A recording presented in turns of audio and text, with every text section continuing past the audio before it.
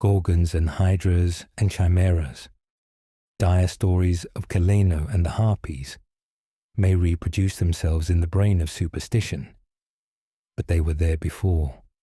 They are transcripts, types. The archetypes are in us and eternal. How else should the recital of that which we know in a waking sense to be false come to affect us at all? Is it that we naturally conceive terror from such objects, considered in their capacity of being able to inflict upon us bodily injury? Oh, least of all, these terrors are of older standing. They date beyond body, or without the body, they would have been the same.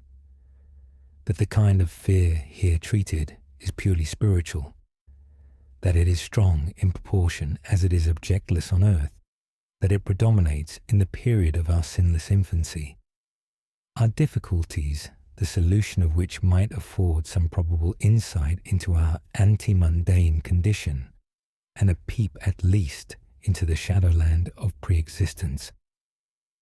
Charles Lamb. Witches and Other Night Fears. First, when a traveller in north-central Massachusetts takes the wrong fork at the junction of the Aylesbury Pike, just beyond Dean's Corners, he comes upon a lonely and curious country.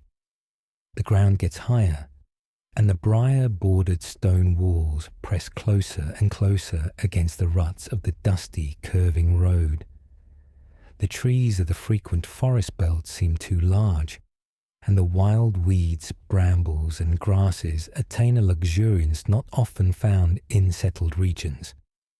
At the same time, the planted fields appear singularly few and barren, while the sparsely scattered houses wear a surprisingly uniform aspect of age, squalor, and dilapidation.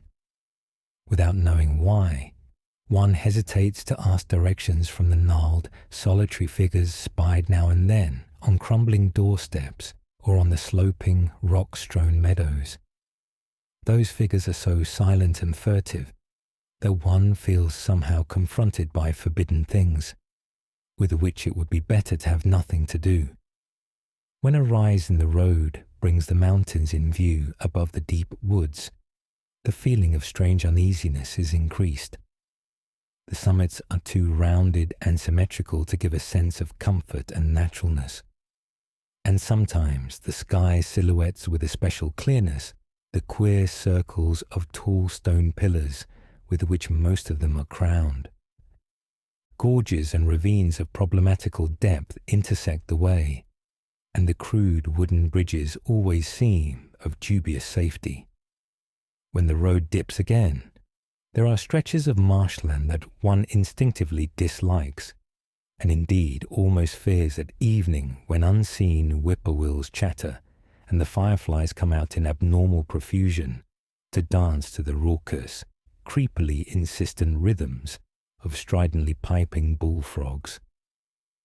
The thin, shining line of the Miskatonic's upper reaches has an oddly serpent-like suggestion as it winds close to the feet of the domed hills among which it rises.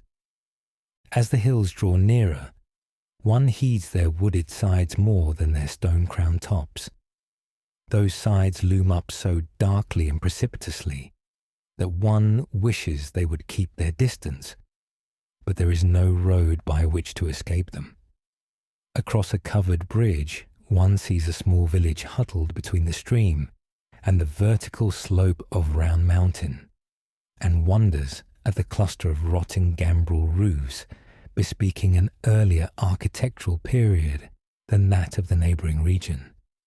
It is not reassuring to see, on a closer glance, that most of the houses are deserted and falling to ruin, and that the broken steepled church now harbours the one slovenly mercantile establishment of the hamlet. One dreads to trust the tenebrous tunnel of the bridge, yet there is no way to avoid it. Once across, it is hard to prevent the impression of a faint, malign odour about the village street, as of the massed mould and decay of centuries. It is always a relief to get clear of the place, and to follow the narrow road around the base of the hills and across the level country beyond till it rejoins the Aylesbury Pike. Afterward, one sometimes learns that one has been through Dunwich. Outsiders visit Dunwich as seldom as possible, and since a certain season of horror, all the signboards pointing toward it have been taken down. The scenery, judged by any ordinary aesthetic canon, is more than commonly beautiful, yet there is no influx of artists or summer tourists. 2 centuries ago, when talk of witch blood, Satan worship, and strange forest presences was not laughed at, it was the custom to give reasons for avoiding the locality. In our sensible age, since the Dunwich horror of 1928 was hushed up by those who had the town's and the world's welfare at heart, people shun it without knowing exactly why. Perhaps one reason, though it cannot apply to uninformed strangers, is that the natives are now repellently decadent, having gone far along that path of retrogression so common in many New England backwaters. They have come to form a race by themselves, with the well-defined mental and physical stigmata of degeneracy and inbreeding. The average of their intelligence is woefully low, whilst their annals reek of overt viciousness and of half-hidden murders, incest, and deeds of almost unnameable violence and perversity. The old gentry, representing the 2 or 3 armigerous families which came from Salem in 1692, have kept somewhat above the general level of decay, though many branches are sunk into the sordid populace so deeply that only their names remain as a key to the origin they disgrace. Some of the Whateleys and bishops still send their eldest sons to Harvard and Miskatonic, though those sons seldom return to the mouldering gambrel roofs under which they and their ancestors were born. No one, even those who have the facts concerning the recent horror, can say just what is the matter with Dunwich, though old legends speak of unhallowed rites and conclaves of the Indians, amidst which they called forbidden shapes of shadow out of the great rounded hills, and made wild orgiastic prayers that were answered by loud crackings and rumblings from the ground below. In 1747, the Reverend Abijah Hoadley, newly come to the Congregational Church at Dunwich Village, preached a memorable sermon on the close presence of Satan and his imps, in which he said, "It must be allowed that these blasphemies of an infernal train of demons are matters of too common knowledge to be denied. The cursed voices of Azazel and Buzrael, of Beelzebub and Belial, being heard now from underground by above a score of credible witnesses now living. I myself did not more than a fortnight ago catch a very plain discourse of evil powers in the hill behind my house, wherein there were a rattling and rolling, groaning, screeching and hissing, such as no things of this earth could raise up, and which must needs have come from those caves that only black magic can discover, and only the devil unlock." Mr. Hoadley disappeared soon after delivering this sermon, but the text, printed in Springfield, is still extant. Noises in the hills continue to be reported from year to year, and still form a puzzle to geologists and physiographers. Other traditions tell of foul odours near the hill crowning circles of stone pillars, and of rushing airy presences to be heard faintly at certain hours from stated points at the bottom of the great ravines, while still others try to explain the devil's hop yard, a bleak, blasted hillside where no tree, shrub, or grass blade will grow. Then, too, the natives are mortally afraid of the numerous whippoorwills which grow vocal on warm nights. It is vowed that the birds are psychopomps, lying in wait for the souls of the dying, and that they time their eerie cries in unison with the sufferer's struggling breath. If they can catch the fleeing soul when it leaves the body, they instantly flutter away, chittering in demoniac laughter. But if they fail, they subside gradually into a disappointed silence. These tales, of course, are obsolete and ridiculous, because they come down from very old times. Dunwich is indeed ridiculously old, older by far than any of the communities within 30 miles of it. South of the village, one may still spy the cellar walls and chimney of the ancient Bishop House, which was built before 1700, whilst the ruins of the mill at the falls, built in 1806, form the most modern piece of architecture to be seen. Industry did not flourish here, and the 19th century factory movement proved short-lived.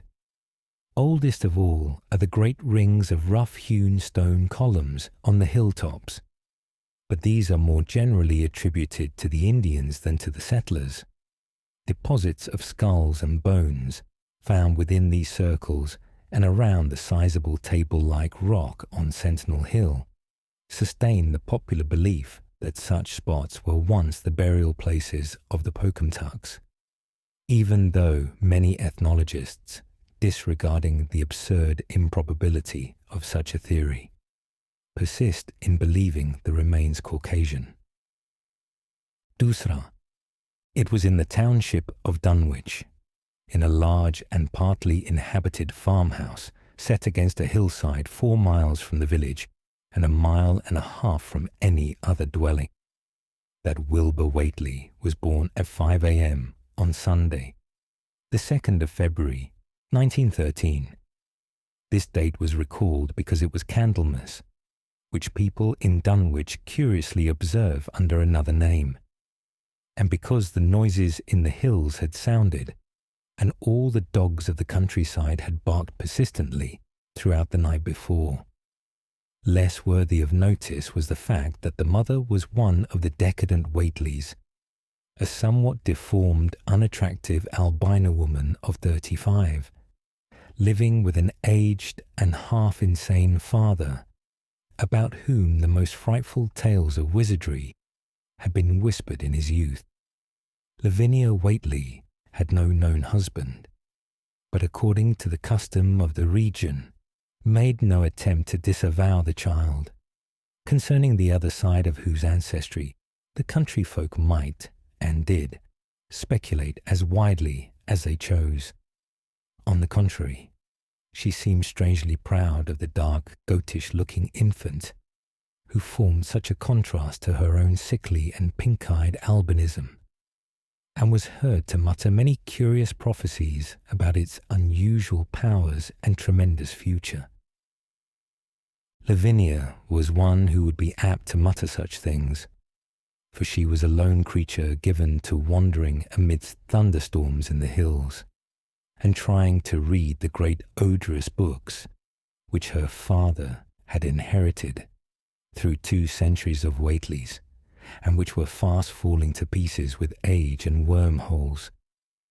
She had never been to school, but was filled with disjointed scraps of ancient lore that old Whately had taught her.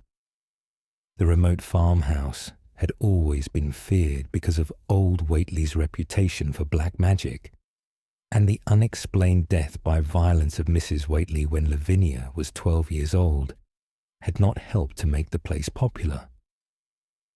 Isolated among strange influences, Lavinia was fond of wild and grandiose daydreams and singular occupations, nor was her leisure much taken up by household cares in a home from which all standards of order and cleanliness had long since disappeared. There was a hideous screaming which echoed above even the hill noises and the dogs barking on the night Wilbur was born, but no known doctor or midwife presided at his coming.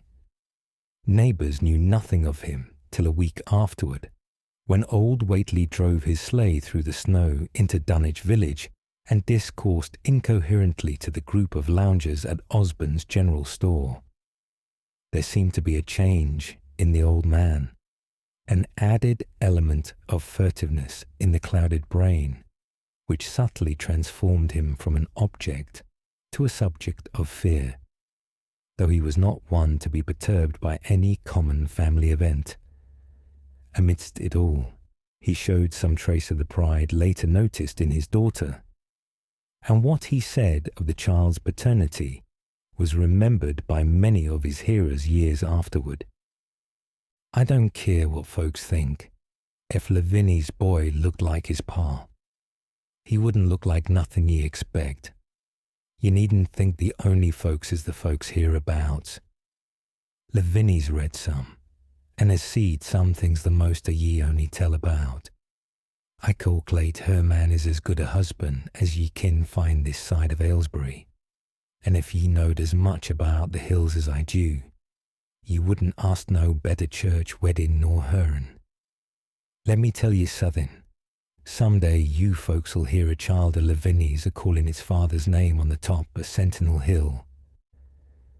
The only persons who saw Wilbur during the first month of his life were old Zechariah Whately of the Undercade Whateleys and Earl Sawyer's common-law wife, Mamie Bishop. Mamie's visit was frankly one of curiosity, and her subsequent tales did justice to her observations. But Zechariah came to lead a pair of Alderney cows, which old Whately had bought of his son Curtis. This marked the beginning of a course of cattle buying on the part of small Wilbur's family, which ended only in 1928, when the Dunwich horror came and went. Yet at no time did the ramshackle Whately barn seem overcrowded with livestock. There came a period when people were curious enough to steal up and count the herd that grazed precariously on the steep hillside above the old farmhouse, and they could never find more than 10 or 12 anemic, bloodless-looking specimens, evidently some blight or distemper, perhaps sprung from the unwholesome pasturage or the diseased fungi and timbers of the filthy barn, caused a heavy mortality amongst the Whately animals. Odd wounds or sores, having something of the aspect of incisions, seemed to afflict the visible cattle, and once or twice during the earlier months, certain callers fancied they could discern similar sores about the throats of the grey, unshaven old man and his slatternly, crinkly-haired albino daughter. In the spring after Wilbur's birth, Lavinia resumed her customary rambles in the hills, bearing in her misproportioned arms the swarthy child. Public interest in the Whateleys subsided after most of the country folk had seen the baby, and no one bothered to comment on the swift development which that newcomer seemed every day to exhibit. Wilbur's growth was indeed phenomenal, for within 3 months of his birth, he had attained a size and muscular power not usually found in infants under a full year of age. His motions, and even his vocal sounds, showed a restraint and deliberateness highly peculiar in an infant, and no one was really unprepared when, at 7 months, he began to walk unassisted, with falterings which another month was sufficient to remove. It was somewhat after this time, on Halloween, that a great blaze was seen at midnight on the top of Sentinel Hill, where the old table-like stone stands amidst its tumulus of ancient bones. Considerable talk was started when Silas Bishop, of the Undercade Bishops, mentioned having seen the boy running sturdily up that hill ahead of his mother, about an hour before the blaze was remarked. Silas was rounding up a stray heifer, but he nearly forgot his mission when he fleetingly spied the 2 figures in the dim light of his lantern. They darted almost noiselessly through the underbrush, and the astonished watcher seemed to think they were entirely unclothed.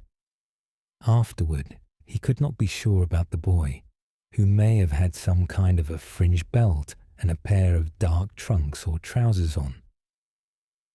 Wilbur was never subsequently seen alive and conscious without complete and tightly buttoned attire, the disarrangement or threatened disarrangement of which always seemed to fill him with anger and alarm.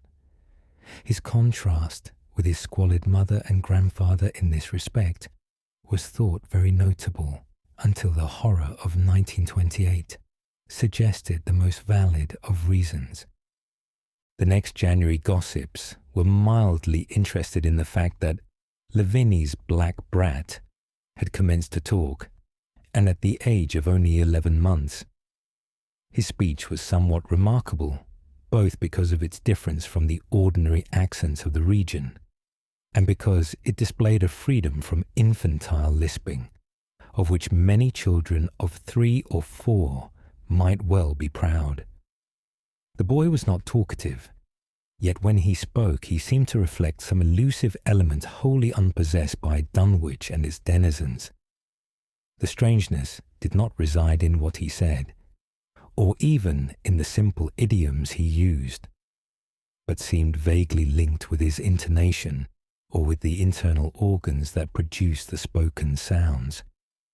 His facial aspect, too, was remarkable for its maturity, for though he shared his mother's and grandfather's chinlessness, his firm and precociously shaped nose united with the expression of his large, dark, almost Latin eyes to give him an air of quasi-adulthood and well-nigh preternatural intelligence. He was, however, exceedingly ugly despite his appearance of brilliancy, there being something almost goatish or animalistic about his thick lips, large-pawed, yellowish skin, coarse crinkly hair, and oddly elongated ears. He was soon disliked even more decidedly than his mother and grandsire, and all conjectures about him were spiced with references to the bygone magic of old Whately, and how the hills once shook when he shrieked the dreadful name of Yog-Sothoth in the midst of a circle of stones with a great book open in his arms before him.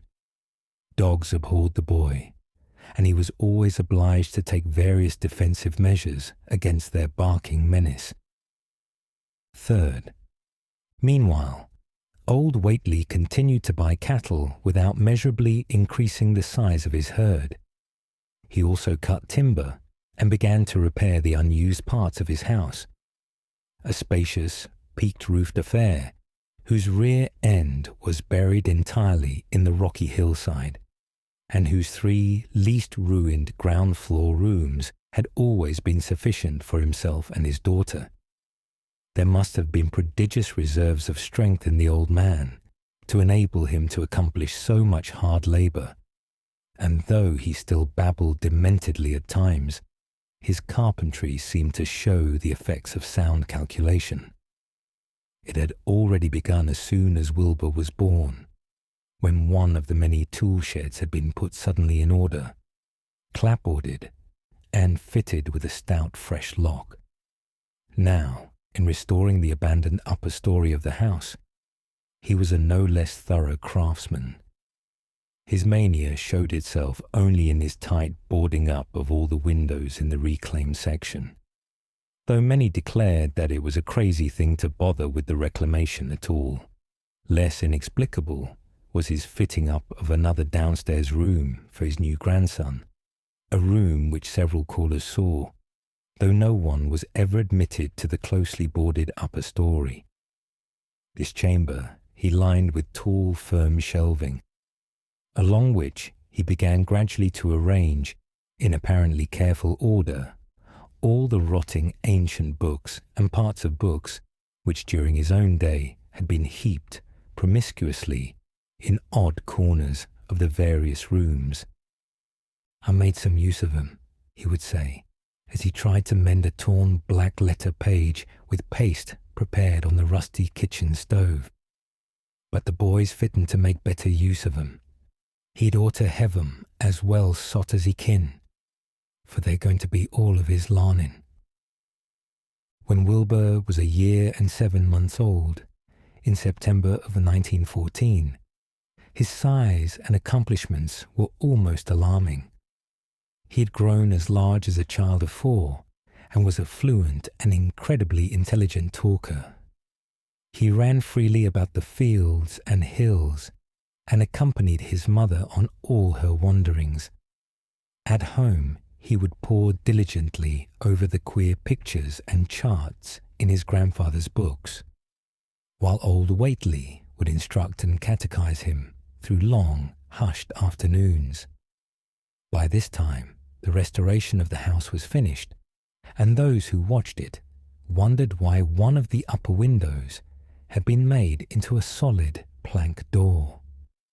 It was a window in the rear of the east gable end, close against the hill, and no one could imagine why a cleated wooden runway was built up to it from the ground.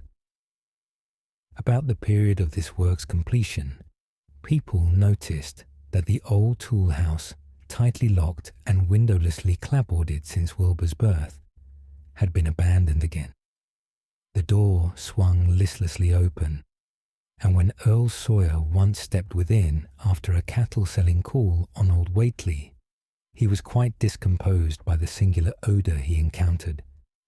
Such a stench, he averred, as he had never before smelt in all his life, except near the Indian circles on the hills, and which could not come from anything sane or of this earth.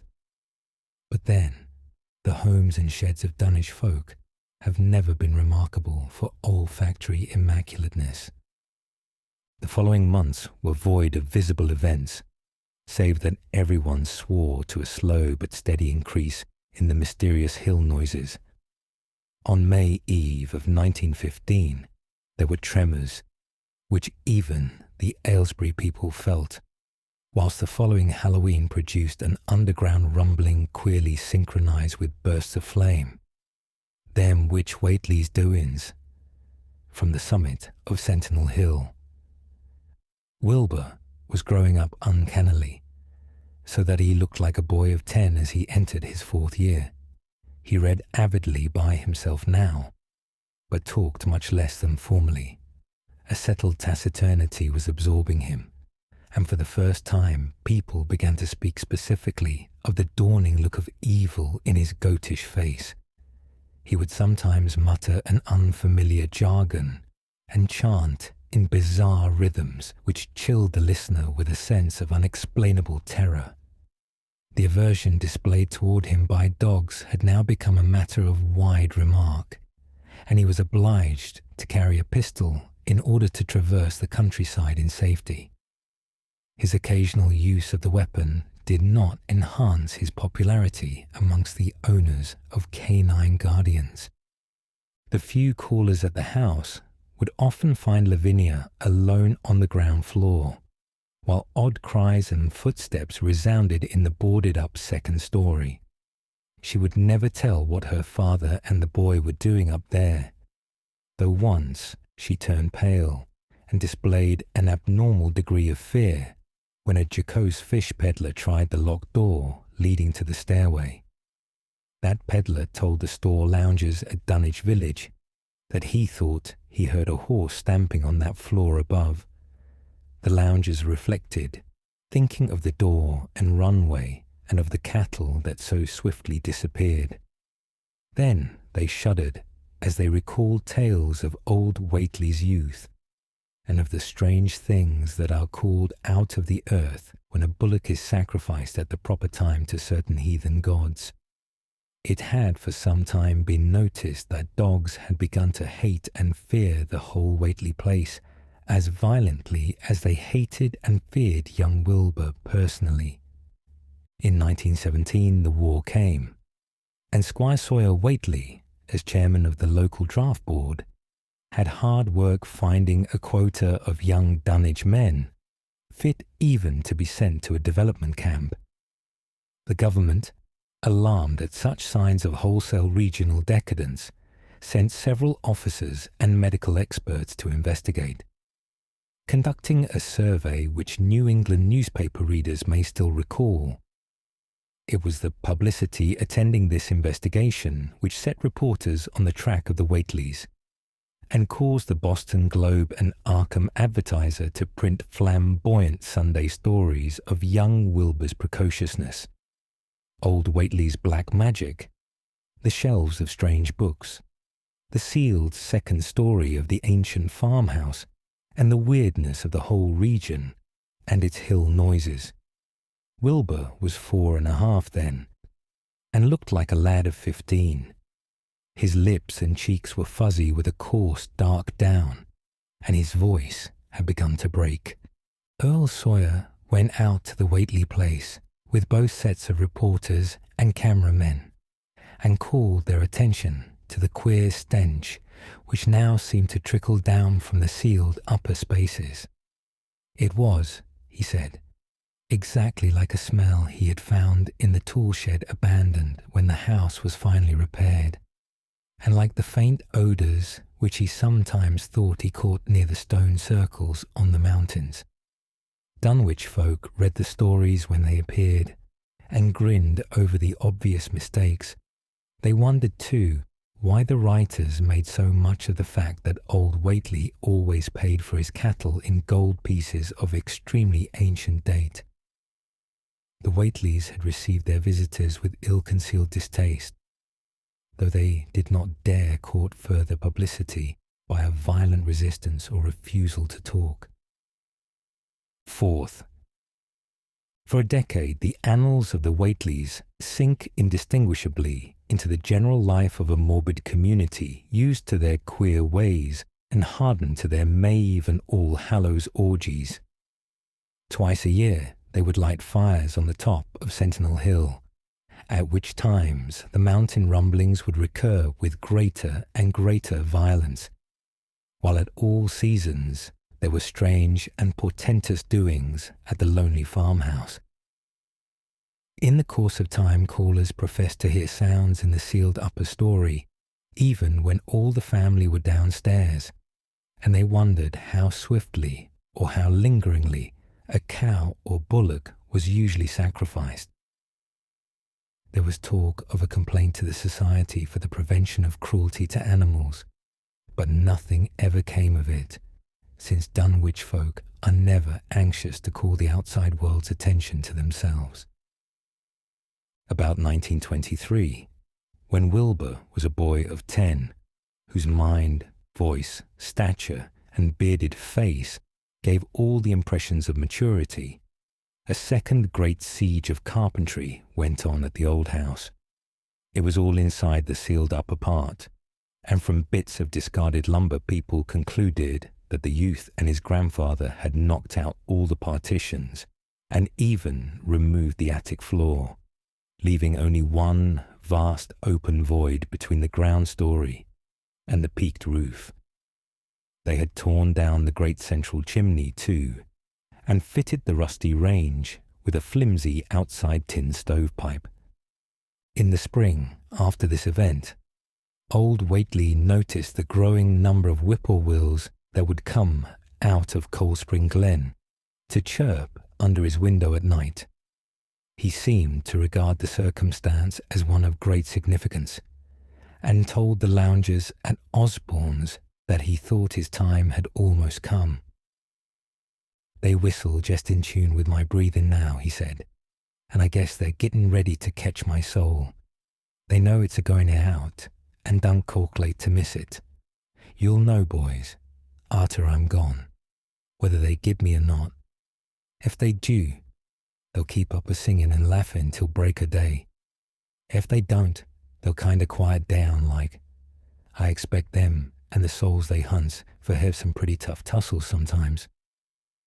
On Lammas night, 1924, Dr. Houghton of Aylesbury was hastily summoned by Wilbur Whately, who had lashed his one remaining horse through the darkness and telephoned from Osborne's in the village. He found old Whately in a very grave state, with a cardiac action and stertorous breathing that told of an end not far off. The shapeless albino daughter and oddly bearded grandson stood by the bedside, whilst from the vacant abyss overhead there came a disquieting suggestion of rhythmical surging or lapping, as of the waves on some level beach. The doctor, though, was chiefly disturbed by the chattering night birds outside, a seemingly limitless legion of whippoorwills that cried their endless message in repetitions timed diabolically to the wheezing gasps of the dying man. It was uncanny and unnatural. Too much, thought Dr. Houghton, like the whole of the region he had entered so reluctantly in response to the urgent call. Toward 1 o'clock, old Whately gained consciousness and interrupted his wheezing to choke out a few words to his grandson. "More space, Willie. More space soon. You grows, and that grows faster. It'll be ready to sarve you soon, boy. Open up the gates to Yog Sothoth with the long chant that you'll find on page 751 of the complete edition, and then put a match to the prison. Fire from earth can't burn it no how." He was obviously quite mad.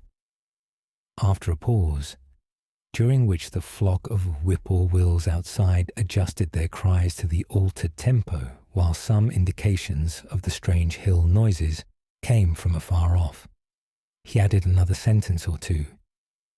"Feed it regular, Willie, and mind the quantity. But don't let it grow too fast for the place, for if it busts quarters or gets out afore ye opens to Yog Sothoth, it's all over and no use. Only them from beyond kin make it multiply and work. Only them, the old uns, as wants to come back." But speech gave place to gasps again, and Lavinia screamed at the way the whippoorwills followed the change. It was the same for more than an hour when the final throaty rattle came. Dr. Houghton drew shrunken lids over the glazing grey eyes as the tumult of birds faded imperceptibly to silence. Lavinia sobbed, but Wilbur only chuckled whilst the hill noises rumbled faintly. "They didn't get him," he muttered in his heavy bass voice. Wilbur was by this time a scholar of really tremendous erudition in his one-sided way, and was quietly known by correspondence to many librarians in distant places, where rare and forbidden books of old days are kept. He was more and more hated and dreaded around Dunwich, because of certain youthful disappearances which suspicion laid vaguely at his door, but was always able to silence inquiry through fear or through use of that fund of old-time gold, which still, as in his grandfather's time, went forth regularly and increasingly for cattle buying.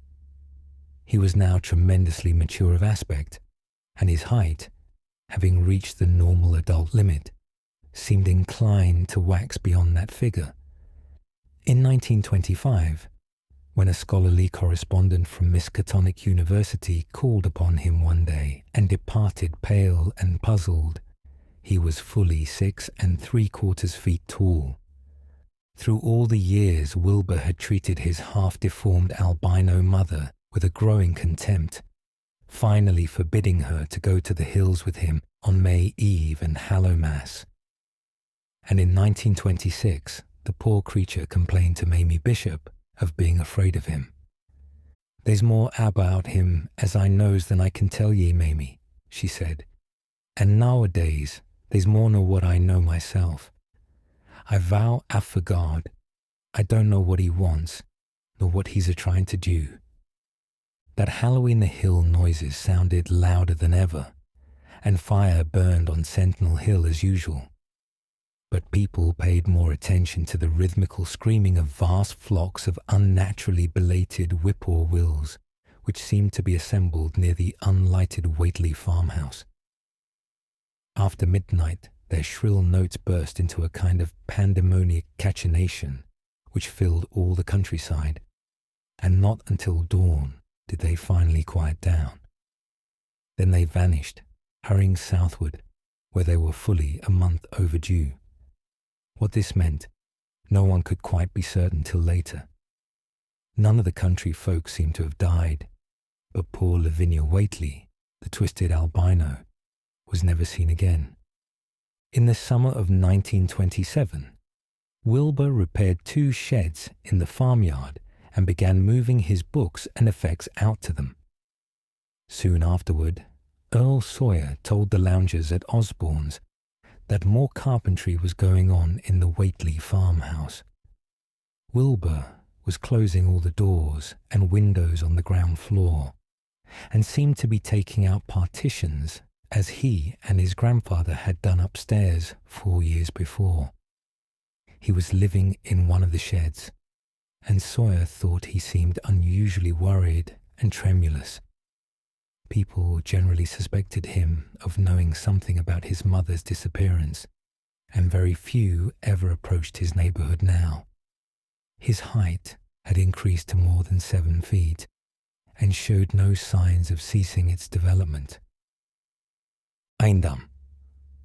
The following winter brought an event no less strange than Wilbur's first trip outside the Dunwich region. Correspondence with the Widener Library at Harvard, the Bibliothèque Nationale in Paris, the British Museum, the University of Buenos Aires, and the Library of Miskatonic University of Arkham had failed to get him the loan of a book he desperately wanted. So at length he set out in person, shabby, dirty, bearded, and uncouth of dialect, to consult the copy at Miskatonic, which was the nearest to him geographically. Almost 8 feet tall and carrying a cheap new valise from Osborne's general store, this dark and goatish gargoyle appeared one day in Arkham in quest of the dreaded volume kept under lock and key at the college library, the hideous Necronomicon of the mad Arab Abdul al-Hazred in Olaus Wormius's Latin version. As printed in Spain in the 17th century, he had never seen a city before, but had no thought save to find his way to the university grounds, where, indeed, he passed heedlessly by the great white-fanged watchdog that barked with unnatural fury and enmity, and tugged frantically at its stout chain. Wilbur had with him the priceless but imperfect copy of Dr. Dee's English version, which his grandfather had bequeathed him, and upon receiving access to the Latin copy, he at once began to collate the 2 texts with the aim of discovering a certain passage which would have come on the 751st page of his own defective volume. This much he could not civilly refrain from telling the librarian. The same erudite, Henry Armitage, A.M. Miskatonic, Ph.D. Princeton, Lytton D. Johns Hopkins, who had once called at the farm, and who now politely plied him with questions. He was looking, he had to admit, for a kind of formula or incantation containing the frightful name Yog-Sothoth, and it puzzled him to find discrepancies, duplications, and ambiguities which made the matter of determination far from easy. As he copied the formula, he finally chose. Dr. Armitage looked involuntarily over his shoulder at the open pages, the left-hand one of which, in the Latin version, contained such monstrous threats to the peace and sanity of the world.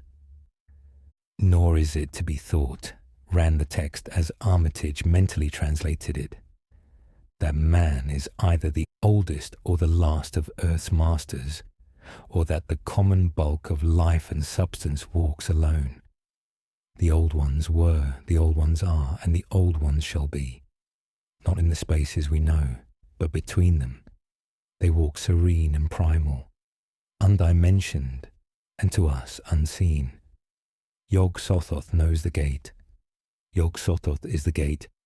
Yog-Sothoth is the key and guardian of the gate. Past, present, future, all are one in Yog-Sothoth. He knows where the old ones broke through of old, and where they shall break through again. He knows where they have trod earth's fields, and where they still tread them, and why no one can behold them as they tread. By their smell can men sometimes know them near, but of their semblance can no man know, saving only in the features of those they have begotten on mankind. And of those are there many sorts, differing in likeness from man's truest eidolon, to that shape without sight or substance which is them. They walk unseen and foul in lonely places, where the words have been spoken and the rites howled through at their seasons. The wind gibbers with their voices, and the earth mutters with their consciousness. They bend the forest and crush the city, yet may not forest or city behold the hand that smites. Kadath in the cold waste hath known them, and what man knows Kadath? The ice desert of the south and the sunken isles of ocean hold stones whereon their seal is engraven. But who hath seen the deep frozen city, or the seal tower, long garlanded with seaweed and barnacles?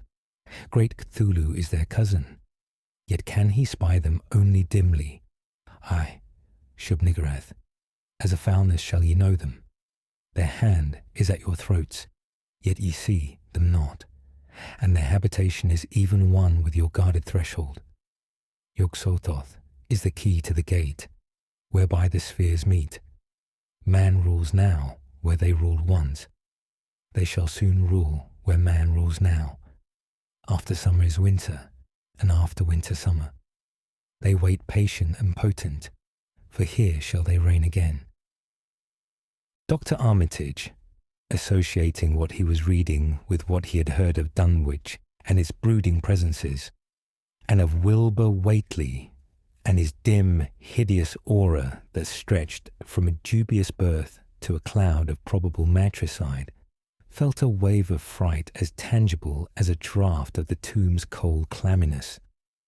The bent, goatish giant before him seemed like the spawn of another planet or dimension, like something only partly of mankind, and linked to black gulfs of essence and entity that stretched like Titan phantasms beyond all spheres of force and matter, space and time.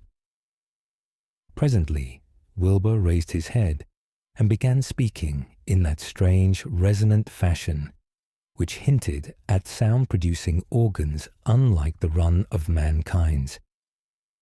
"Mr. Armitage," he said, "I calculate I've got to take that book home. There's things in it I've got to try under certain conditions that I can't get here, and it'd be a mortal sin to let a red tape rule hold me up. Let me take it along, sir, and I'll swore they won't nobody know the difference. I don't need to tell ye I'll take good care of it. It weren't me that put this D copy in the shape it is." He stopped as he saw firm denial on the librarian's face, and his own goatish features grew crafty. Armitage, half ready to tell him he might make a copy of what parts he needed, thought suddenly of the possible consequences and checked himself. There was too much responsibility in giving such a being the key to such blasphemous outer spheres. Whately saw how things stood and tried to answer lightly. "Well, all right, if you feel that way about it. Maybe Harvard won't be so fussy as you be."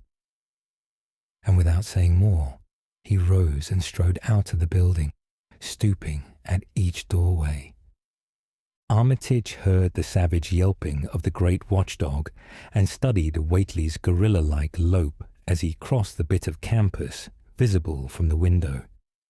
He thought of the wild tales he had heard and recalled the old Sunday stories in the Advertiser.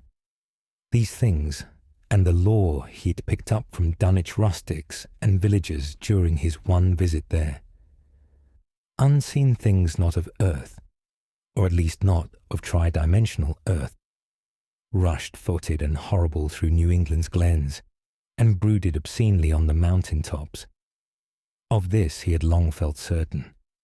Now he seemed to sense the close presence of some terrible part of the intruding horror, and to glimpse a hellish advance in the black dominion of the ancient and once passive nightmare. He locked away the Necronomicon with a shudder of disgust, but the room still reeked with an unholy and unidentifiable stench. "As a foulness shall ye know them," he quoted. Yes, the odour was the same as that which had sickened him at the Whately farmhouse less than 3 years before. He thought of Wilbur, goatish and ominous once again, and laughed mockingly at the village rumours of his parentage. "Inbreeding," Armitage muttered half aloud to himself. "Great God, what simpletons! Show them Arthur Machen's Great God Pan, and they'll think it a common Dunwich scandal. But what thing, what cursed shapeless influence on or off this three-dimensioned earth was Wilbur Whately's father, born on Candlemas, 9 months after May Eve of 1912, when the talk about the queer earth noises reached clear to Arkham? What walked on the mountains that May night? What Rudmas horror fastened itself on the world in half-human flesh and blood?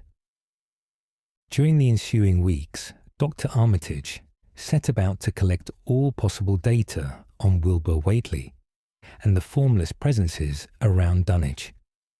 He got in communication with Dr.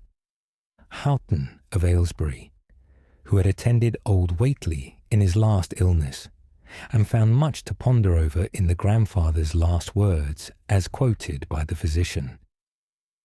A visit to Dunwich village failed to bring out much that was new, but a close survey of the Necronomicon in those parts which Wilbur had sought so avidly seemed to supply new and terrible clues to the nature, methods, and desires of the strange evil so vaguely threatening this planet. Talks with several students of archaic law in Boston, and letters to many others elsewhere, gave him a growing amazement which passed slowly through varied degrees of alarm to a state of really acute spiritual fear. As the summer drew on, he felt dimly that something ought to be done about the lurking terrors of the upper Miskatonic Valley, and about the monstrous being known to the human world as Wilbur Whately.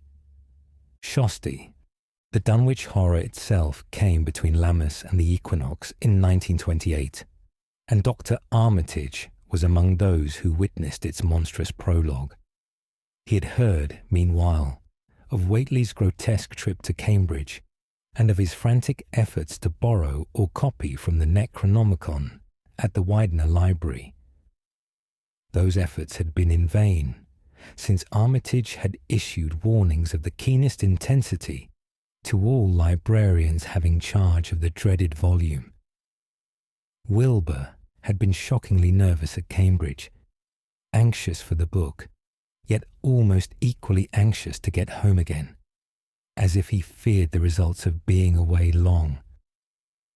Early in August, the half-expected outcome developed, and in the small hours of the 3rd, Dr. Armitage was awakened suddenly by the wild, fierce cries of the savage watchdog on the college campus.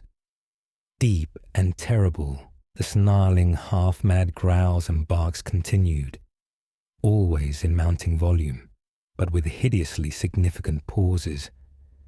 Then there rang out a scream from a wholly different throat, such a scream as roused half the sleepers of Arkham and haunted their dreams ever afterward, such a scream as could come from no being born of earth, or wholly of earth. Armitage, hastening into some clothing and rushing across the street and lawn to the college buildings, saw that others were ahead of him, and heard the echoes of a burglar alarm still shrilling from the library. An open window shewed black and gaping in the moonlight. What had come had indeed completed its entrance, for the barking and the screaming, now fast fading into a mixed low growling and moaning, proceeded unmistakably from within. Some instinct warned Armitage that what was taking place was not a thing for unfortified eyes to see, so he brushed back the crowd with authority as he unlocked the vestibule door. Among the others he saw Professor Warren Rice and Dr.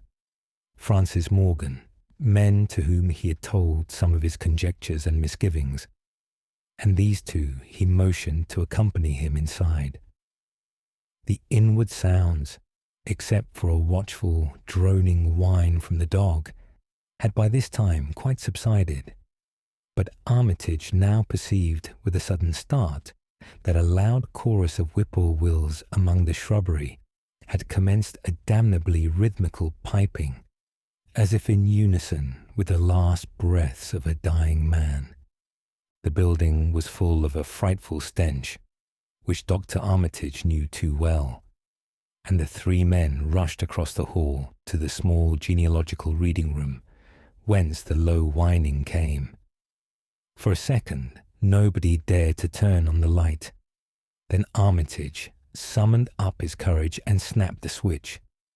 One of the three, it is not certain which, shrieked aloud at what sprawled before them among disordered tables and overturned chairs. Professor Rice declares that he wholly lost consciousness for an instant, though he did not stumble or fall. The thing that lay half bent on its side in a fetid pool of greenish-yellow ichor and tarry stickiness was almost 9 feet tall, and the dog had torn off all the clothing and some of the skin.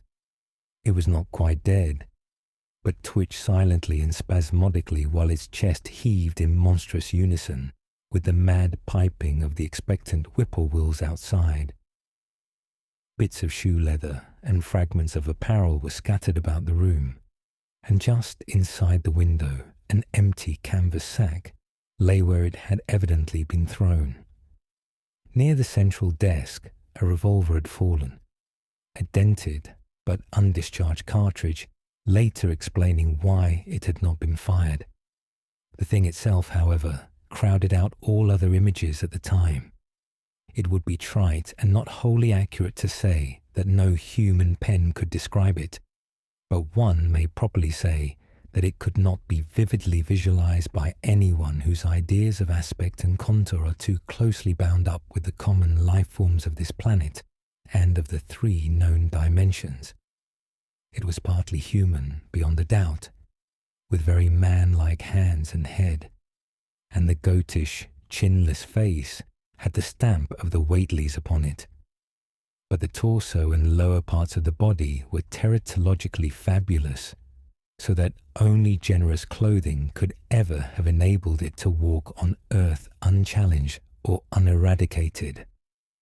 Above the waist, it was semi-anthropomorphic, though its chest, where the dog's rending paws still rested watchfully, had the leathery, reticulated hide of a crocodile or alligator. The back was piebald, with yellow and black, and dimly suggested the squamous covering of certain snakes. Below the waist, though, it was the worst, for here all human resemblance left off and sheer fantasy began. The skin was thickly covered with coarse black fur, and from the abdomen a score of long greenish-grey tentacles with red, sucking mouths protruded limply. Their arrangement was odd, and seemed to follow the symmetries of some cosmic geometry unknown to Earth or the solar system. On each of the hips, deep set in a kind of pinkish, ciliated orbit, was what seemed to be a rudimentary eye, whilst in lieu of a tail there depended a kind of trunk or feeler with purple annular markings, and with many evidences of being an undeveloped mouth or throat. The limbs, save for their black fur, roughly resembled the hind legs of prehistoric Earth's giant saurians, and terminated in ridgy veined pads that were neither hooves nor claws. When the thing breathed, its tail and tentacles rhythmically changed colour, as if from some circulatory cause normal to the non-human side of its ancestry.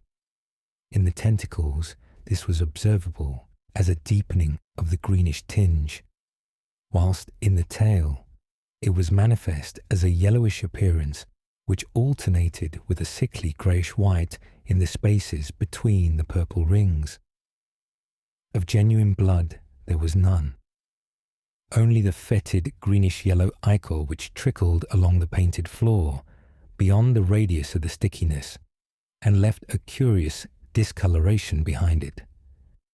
As the presence of the three men seemed to rouse the dying thing, it began to mumble without turning or raising its head.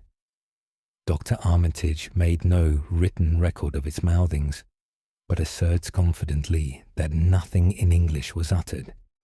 At first, the syllables defied all correlation with any speech of earth, but toward the last, there came some disjointed fragments evidently taken from the Necronomicon, that monstrous blasphemy in quest of which the thing had perished. These fragments, as Armitage recalls them, ran something like Ngai Nga-ga, Buk Shogog, Yaha, Yog-Sothoth, Yog-Sothoth. They trailed off into nothingness as the whip-bore wills shrieked in rhythmical crescendos of unholy anticipation. Then came a halt in the gasping, and the dog raised its head in a long, lugubrious howl. A change came over the yellow, goatish face of the prostrate thing, and the great black eyes fell in appallingly. Outside the window, the shrilling of the whip-bore wills had suddenly ceased, and above the murmurs of the gathering crowd there came the sound of a panic-struck whirring and fluttering. Against the moon vast clouds of feathery watchers rose and raced from sight, frantic at that which they had sought for prey.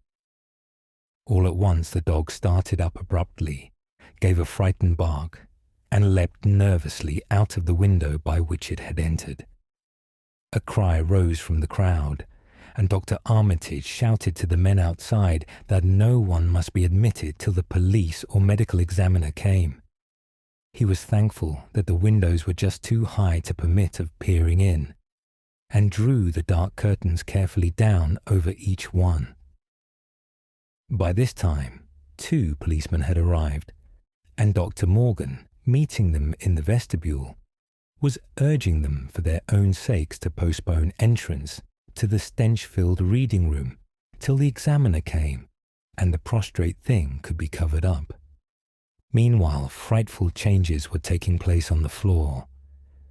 One need not describe the kind and rate of shrinkage and disintegration that occurred before the eyes of Dr. Armitage and Professor Rice, but it is permissible to say that, aside from the external appearance of face and hands, the really human element in Wilbur Whately must have been very small. When the medical examiner came, there was only a sticky whitish mass on the painted boards, and the monstrous odour had nearly disappeared. Apparently Whately had had no skull or bony skeleton, at least in any true or stable sense. He had taken somewhat after his unknown father. 7th. Yet all this was only the prologue of the actual Dunwich horror. Formalities were gone through by bewildered officials, abnormal details were duly kept from press and public, and men were sent to Dunwich and Aylesbury to look up property and notify any who might be heirs of the late Wilbur Whately. They found the countryside in great agitation, both because of the growing rumblings beneath the domed hills, and because of the unwanted stench and the surging, lapping sounds which came increasingly from the great empty shell formed by Whately's boarded-up farmhouse. Earl Sawyer, who tended the horse and cattle during Wilbur's absence, had developed a woefully acute case of nerves. The officials devised excuses not to enter the noisome boarded place, and were glad to confine their survey of the deceased's living quarters, the newly mended sheds, to a single visit. They filed a ponderous report at the courthouse in Aylesbury, and litigations concerning heirship are said to be still in progress amongst the innumerable Whateleys, decayed and undecayed, of the upper Miskatonic Valley. An almost interminable manuscript in strange characters, written in a huge ledger, and adjudged a sort of diary because of the spacing and the variations in ink and penmanship, presented a baffling puzzle to those who found it on the old bureau, which served as its owner's desk. After a week of debate, it was sent to Miskatonic University, together with the deceased's collection of strange books, for study and possible translation. But even the best linguists soon saw that it was not likely to be unriddled with ease. No trace of the ancient gold with which Wilbur and old Whately always paid their debts has yet been discovered. It was in the dark of September 9th that the horror broke loose. The hill noises had been very pronounced during the evening, and dogs barked frantically all night. Early risers on the 10th noticed a peculiar stench in the air. About 7 o'clock, Luther Brown, the hired boy at George Corey's, between Cold Spring Glen and the village, rushed frenziedly back from his morning trip to 10-acre meadow with the cows. He was almost convulsed with fright as he stumbled into the kitchen, and in the yard outside, the no less frightened herd were pawing and lowing pitifully, having followed the boy back in the panic they shared with him. Between gasps, Luther tried to stammer out his tale to Mrs. Corey. Up there in the rood, beyond the glen, Mrs. Corey, they suth in ben thar. It smells like thunder, and all the bushes and little trees is pushed back from the rood like they'd a house been moved along of it. And that ain't the worst nother. They's prints in the rood, Mrs. Corey, great round prints as big as barrel heads, all sunk down deep like a elephant had been along, only they's a sight more nor 4 feet could make. I looked at 1 or 2 afore I run, and I see every one was covered with lines spreading out from one place, like as if big palm leaf fans, twict or 3 times as big as any they is, had have been ponded down into the rud, and the smell was awful, like what it is of our Wizard Whately's old house. Here he faltered, and seemed to shiver afresh with the fright that had sent him flying home.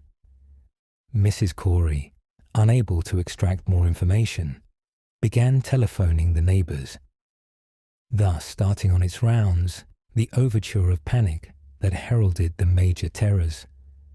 When she got Sally Sawyer, housekeeper at Seth Bishop's, the nearest place to Whately's, it became her turn to listen instead of transmit. For Sally's boy Chauncey, who slept poorly, had been up on the hill toward Whately's, and had dashed back in terror after one look at the place, and at the pasturage where Mr. Bishop's cows had been left out all night.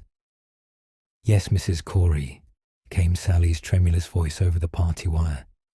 "Chancey, he just come back a posting, and couldn't have talk for being scared. He says old Whately's house is all blowed up, with the timbers scattered round like they'd been dynamite inside. Only the bottom floor ain't through, but is all covered with a kind of tar-like stuff that smells awful and drips down often the ages onto the ground wall. The side timbers is blown away, and they's awful kind of marks in the yard too, great round marks bigger round than a hogshead, and all sticky with stuff like is on the blowed-up house. Chancey, he says they leads off into the meadows, where a great swath wider than a barn is matted down, and all the stun walls tumbled every which way wherever it goes.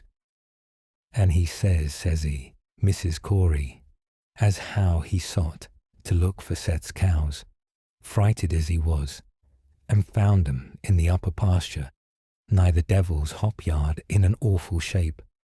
Half on 'em's clean gone, and nigh half of them that's left is sucked most dry o' blood, with sores on 'em like they's been on Whately's cattle ever St. Lavinia's black brat was born.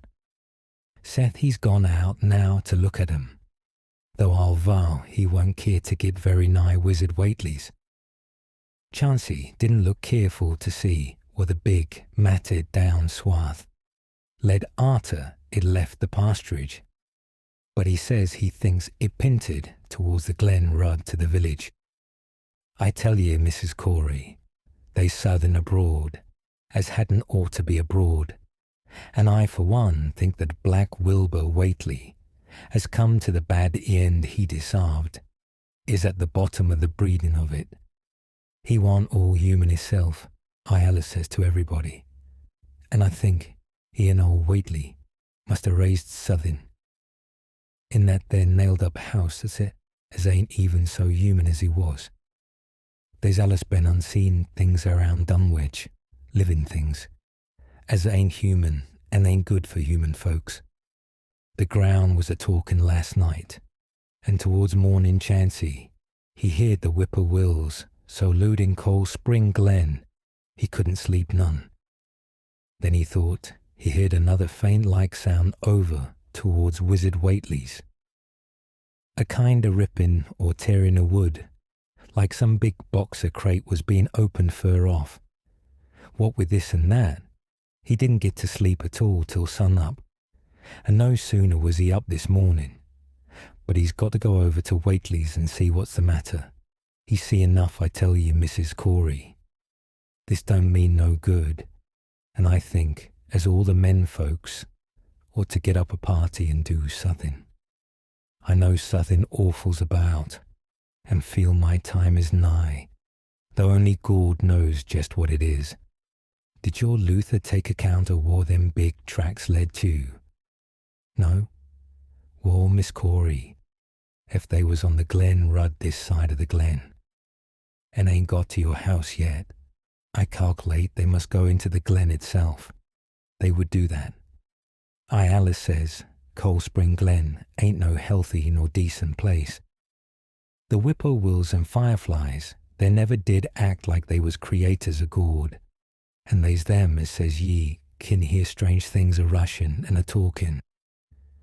In the air down there, if ye stand in the right place, aween the rock falls and bear's den.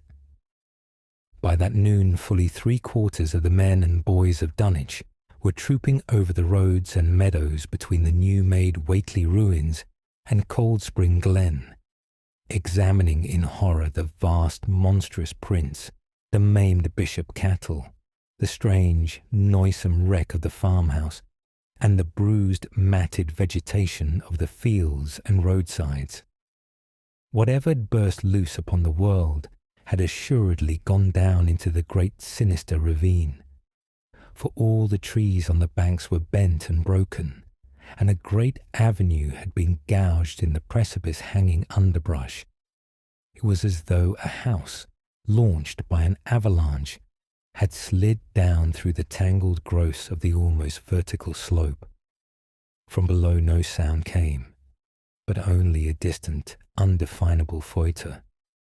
And it is not to be wondered at that the men preferred to stay on the edge and argue, rather than descend and beard the unknown cyclopean horror in its lair. 3 dogs that were with the party had barked furiously at first, but seemed cowed and reluctant when near the Glen. Someone telephoned the news to the Aylesbury Transcript, but the editor, accustomed to wild tales from Dunwich, did no more than concoct a humorous paragraph about it, an item soon afterward reproduced by the Associated Press. That night everyone went home, and every house and barn was barricaded as stoutly as possible. Needless to say, no cattle were allowed to remain in open pasturage. About 2 in the morning, a frightful stench and the savage barking of the dogs awakened the household at Elmer Fry's, on the eastern edge of Cold Spring Glen, and all agreed that they could hear a sort of muffled swishing or lapping sound from somewhere outside. Mrs. Fry proposed telephoning the neighbours, and Elmer was about to agree when the noise of splintering wood burst in upon their deliberations. It came apparently from the barn, and was quickly followed by a hideous screaming and stamping amongst the cattle. The dog slavered and crouched close to the feet of the fear-numbed family. Fry lit a lantern through force of habit, but knew it would be death to go out into that black farmyard. The children and the womenfolk whimpered, kept from screaming by some obscure vestigial instinct of defense, which told them their lives depended on silence. At last the noise of the cattle subsided to a pitiful moaning, and a great snapping, crashing, and crackling ensued. The Frys, huddled together in the sitting room, did not dare to move until the last echoes died away far down in Cold Spring Glen. Then, amidst the dismal moans from the stable and the demoniac piping of late whippoorwills in the glen, Selina Fry tottered to the telephone and spread what news she could of the second phase of the horror. The next day, all the countryside was in a panic, and cowed, uncommunicative groups came and went where the fiendish thing had occurred. 2 titan swaths of destruction stretched from the glen to the Fry farmyard. Monstrous prints covered the bare patches of ground, and one side of the old red barn had completely caved in. Of the cattle, only a quarter could be found and identified. Some of these were in curious fragments, and all that survived had to be shot. Earl Sawyer suggested that help be asked from Aylesbury or Arkham, but others maintained it would be of no use. Old Zebulon Whately, of a branch that hovered about halfway between soundness and decadence, made darkly wild suggestions about rites that ought to be practiced on the hilltops. He came of a line where tradition ran strong, and his memories of chantings in the great stone circles were not altogether connected with Wilbur and his grandfather. Darkness fell upon a stricken countryside too passive to organize for real defense. In a few cases, closely related families would band together and watch in the gloom under one roof. But in general, there was only a repetition of the barricading of the night before, and a futile, ineffective gesture of loading muskets and setting pitchforks handily about.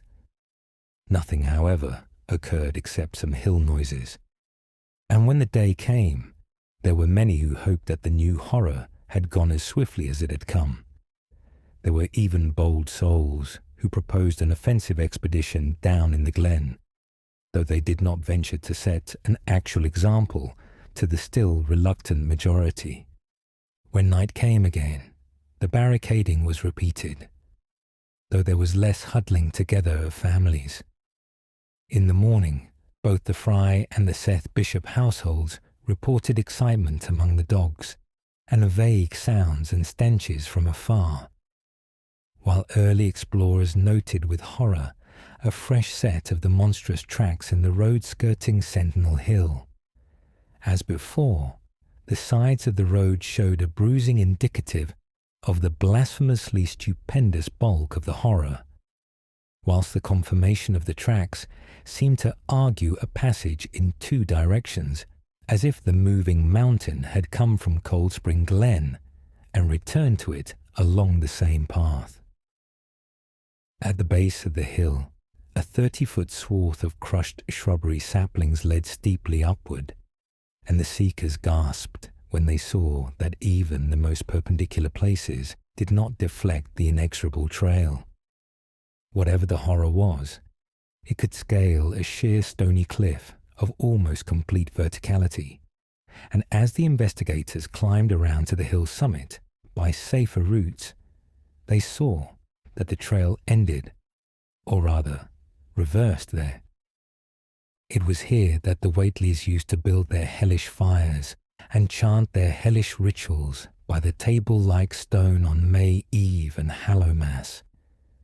Now that very stone formed the centre of a vast space, thrashed around by the mountainous horror, whilst upon its slightly concave surface was a thick and fetid deposit of the same tarry stickiness observed on the floor of the ruined Whately farmhouse when the horror escaped. Men looked at one another and muttered. Then they looked down the hill. Apparently the horror had descended by a route much the same as that of its ascent. To speculate was futile, Reason, logic, and normal ideas of motivation stood confounded. Only old Zebulon, who was not with the group, could have done justice to the situation or suggested a plausible explanation. Thursday night began much like the others, but it ended less happily. The whippoorwills in the glen had screamed with such unusual persistence that many could not sleep, and about 3 a.m.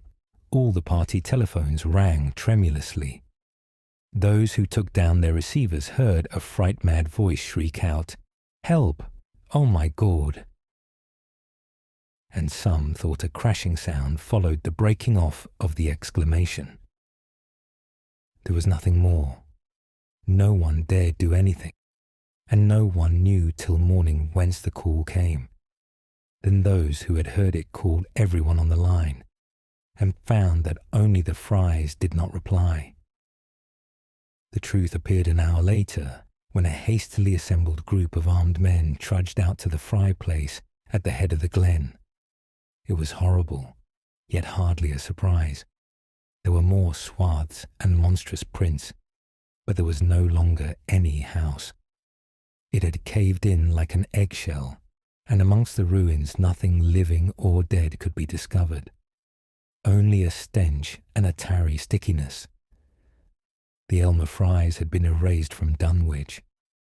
In the meantime, a quieter, yet even more spiritually poignant phase of the horror had been blackly unwinding itself behind the closed door of a shelf-lined room in Arkham. The curious manuscript record or diary of Wilbur Whately, delivered to Miskatonic University for translation, had caused much worry and bafflement among the experts in languages both ancient and modern. Its very alphabet, notwithstanding a general resemblance to the heavily shaded Arabic used in Mesopotamia, being absolutely unknown to any available authority. The final conclusion of the linguists was that the text represented an artificial alphabet, giving the effect of a cipher, though none of the usual methods of cryptographic solutions seemed to furnish any clue, even when applied on the basis of every tongue the writer might conceivably have used. The ancient books taken from Whately's quarters, while absorbingly interesting and in several cases promising to open up new and terrible lines of research among philosophers and men of science, were of no assistance whatever in this matter.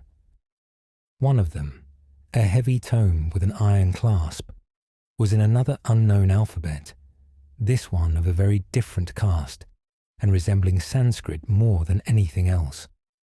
The old ledger was at length given wholly into the charge of Dr. Armitage, both because of his peculiar interest in the Whately matter, and because of his wide linguistic learning and skill in the mystical formulae of antiquity and the Middle Ages.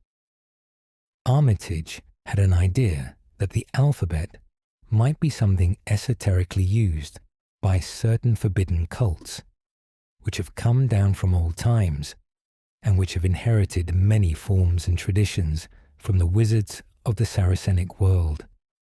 That question, however, he did not deem vital, since it would be unnecessary to know the origin of the symbols if, as he suspected, they were used as a cipher in a modern language. It was his belief that, considering the great amount of text involved, the writer would scarcely have wished the trouble of using another speech than his own, save perhaps in certain special formulae and incantations. Accordingly, he attacked the manuscript with the preliminary assumption that the bulk of it was in English. Dr. Armitage knew, from the repeated failures of his colleagues, that the riddle was a deep and complex one, and that no simple mode of solution could merit even a trial.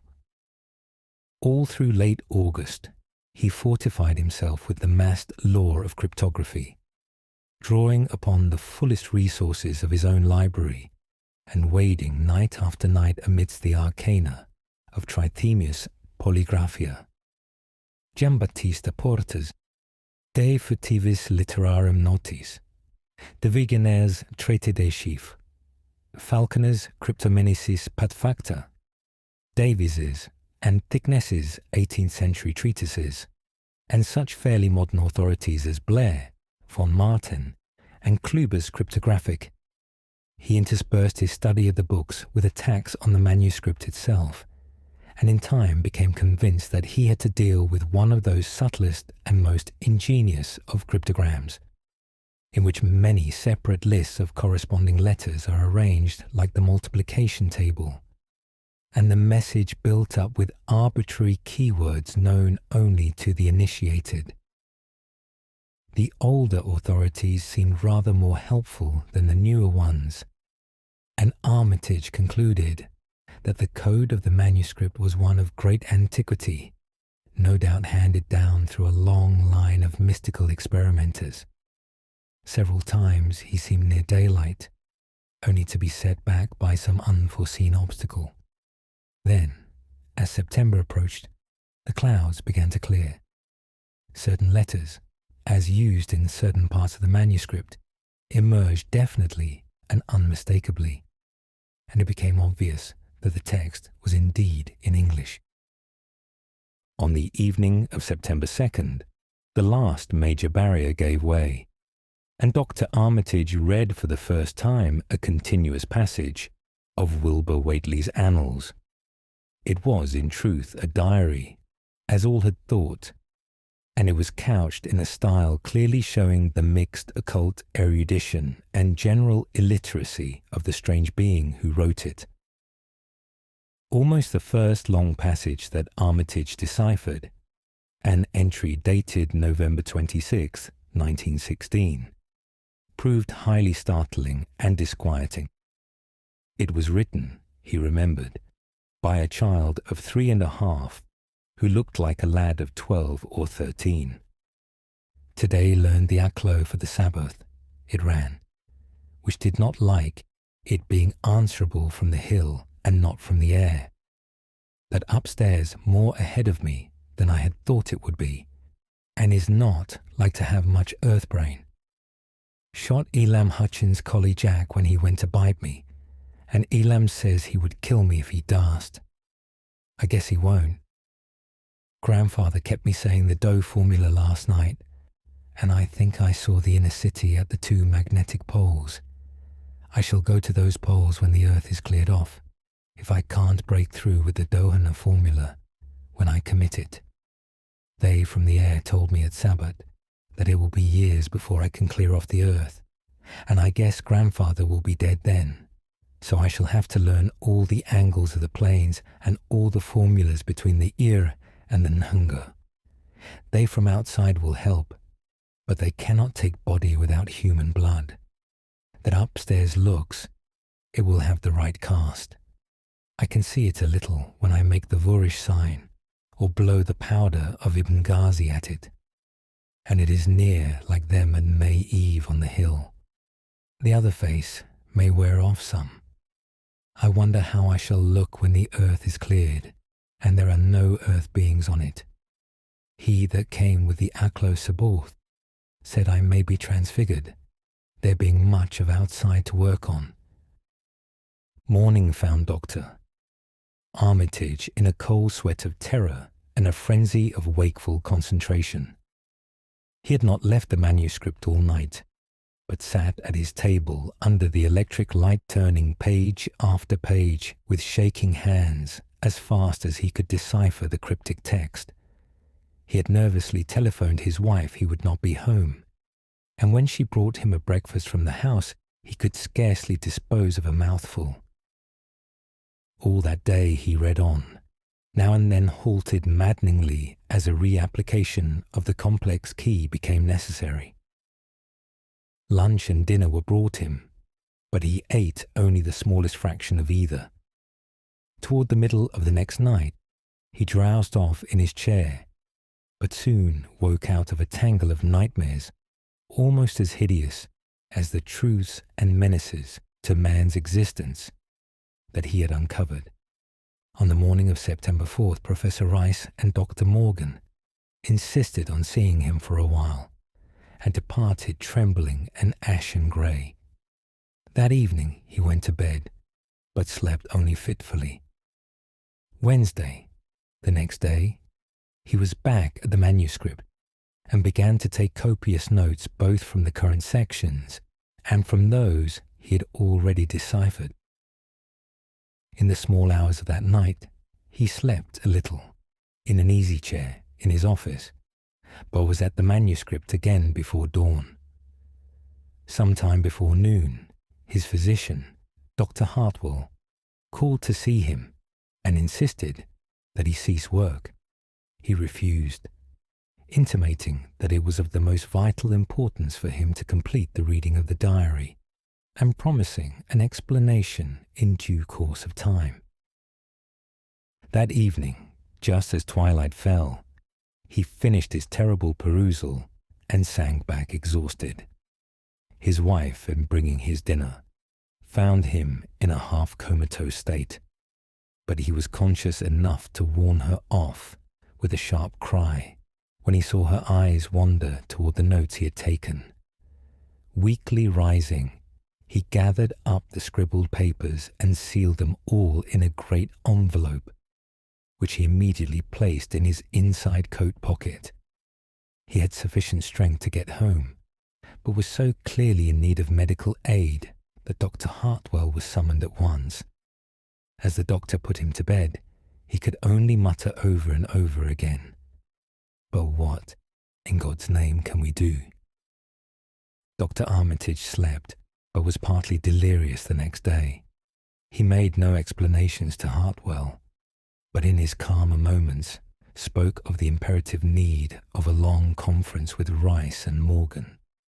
His wilder wanderings were very startling indeed, including frantic appeals that something in a boarded-up farmhouse be destroyed, and fantastic references to some plan for the extirpation of the entire human race and all animal and vegetable life from the earth by some terrible elder race of beings from another dimension.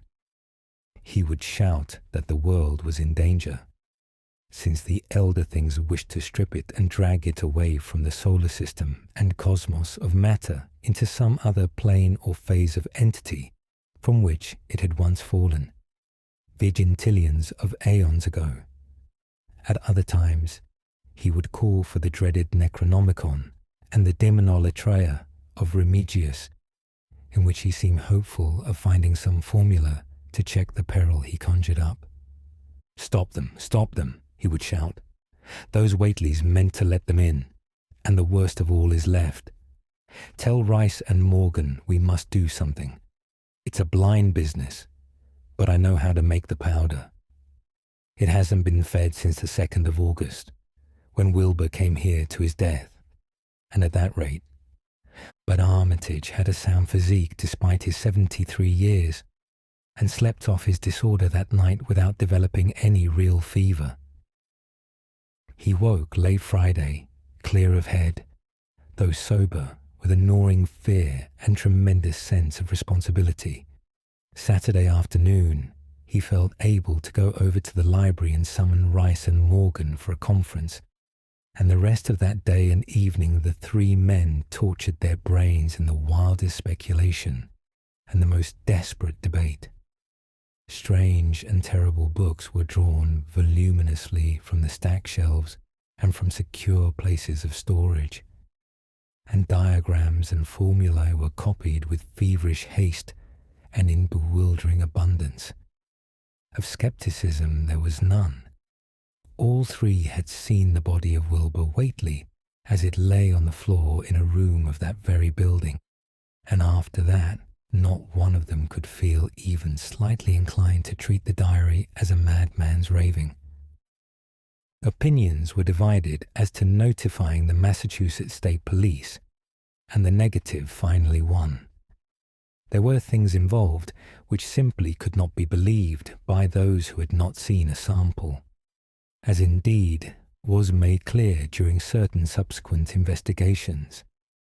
Late at night the conference disbanded without having developed a definite plan, but all day Sunday Armitage was busy comparing formulae and mixing chemicals obtained from the college laboratory. The more he reflected on the hellish diary, the more he was inclined to doubt the efficacy of any material agent in stamping out the entity which Wilbur Whately had left behind him. The earth-threatening entity, which, unknown to him, was to burst forth in a few hours and become the memorable Dunwich horror.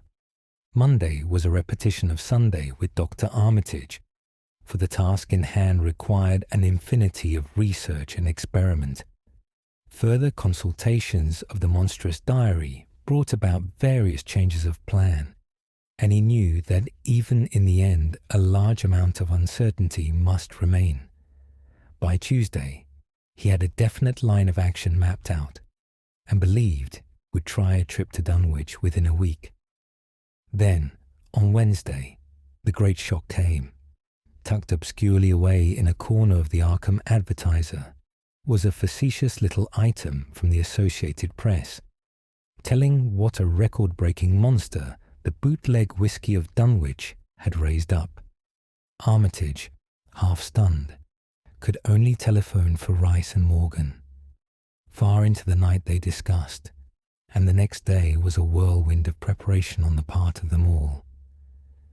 Armitage knew he would be meddling with terrible powers, yet saw that there was no other way to annul the deeper and more malign meddling which others had done before him.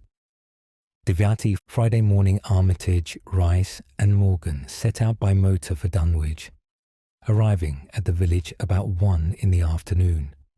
The day was pleasant, but even in the brightest sunlight, a kind of quiet dread and portent seemed to hover about the strangely domed hills and the deep, shadowy ravines of the stricken region.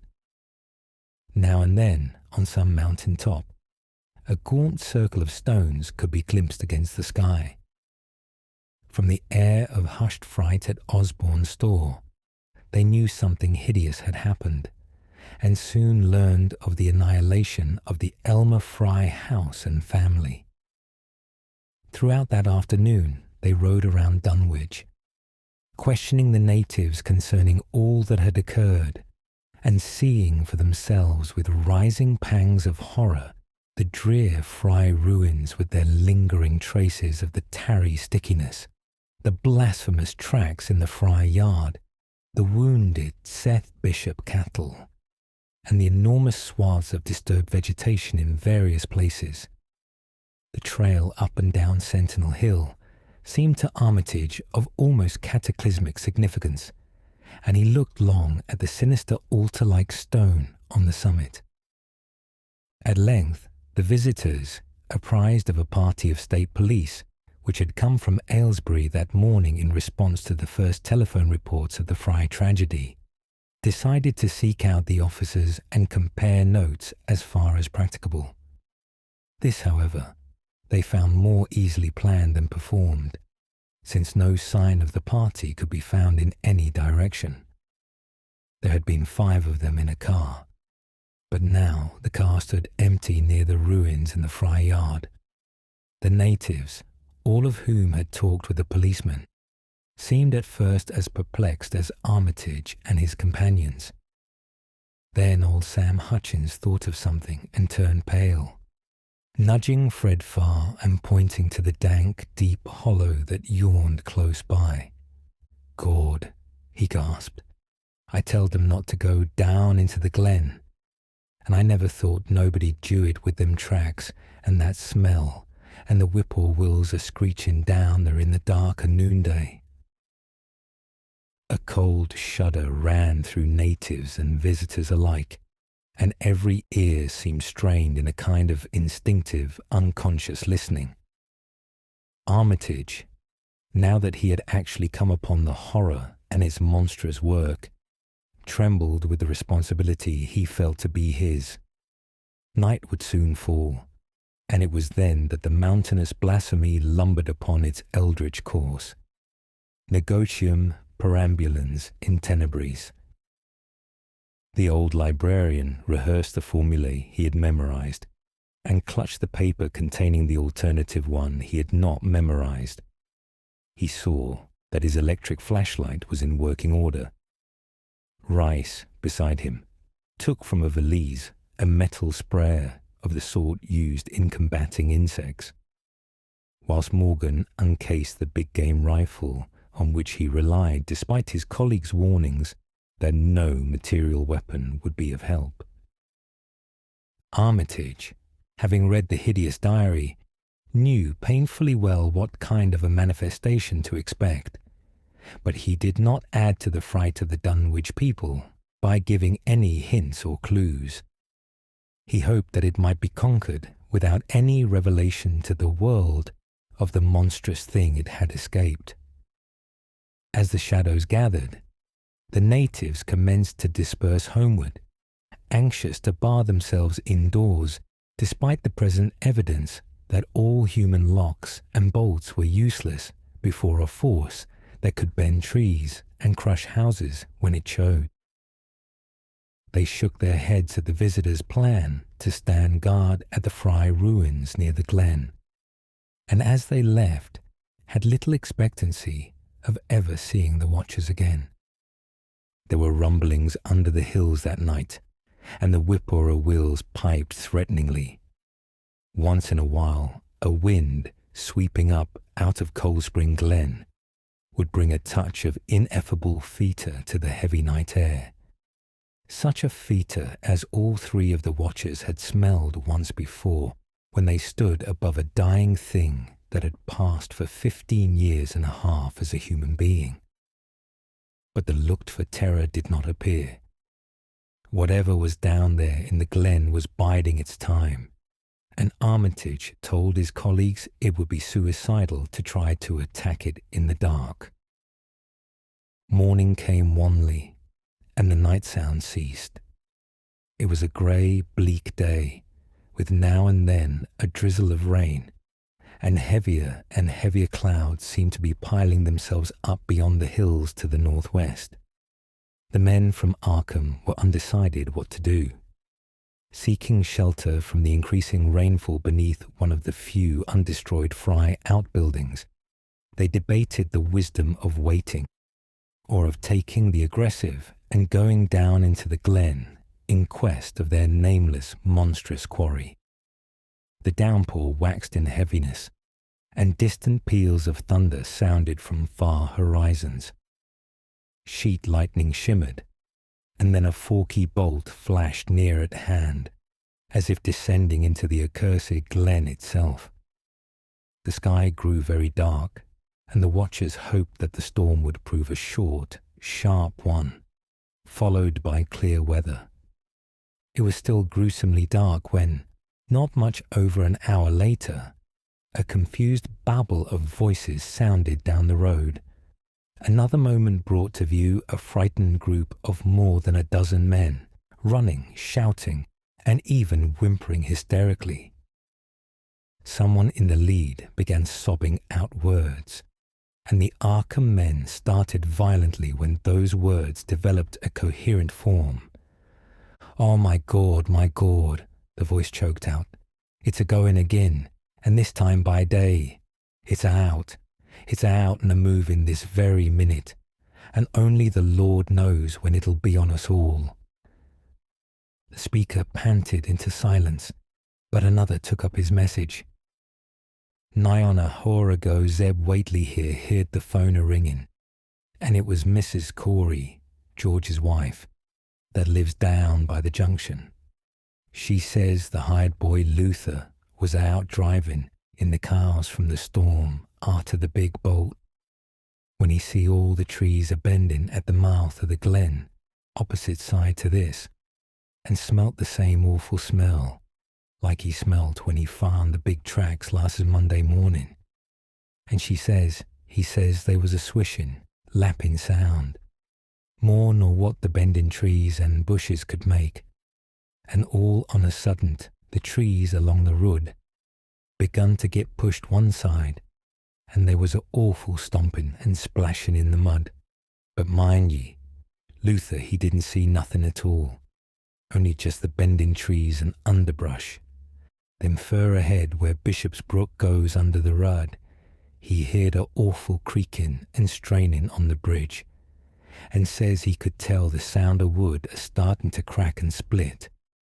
And all the whiles he never see a thing, only them trees and bushes a bending. And when the swishing sound got very fur off, on the rud towards Wizard Whately's and Sentinel Hill, Luther he had the guts to step up while he'd heard it first and look at the ground.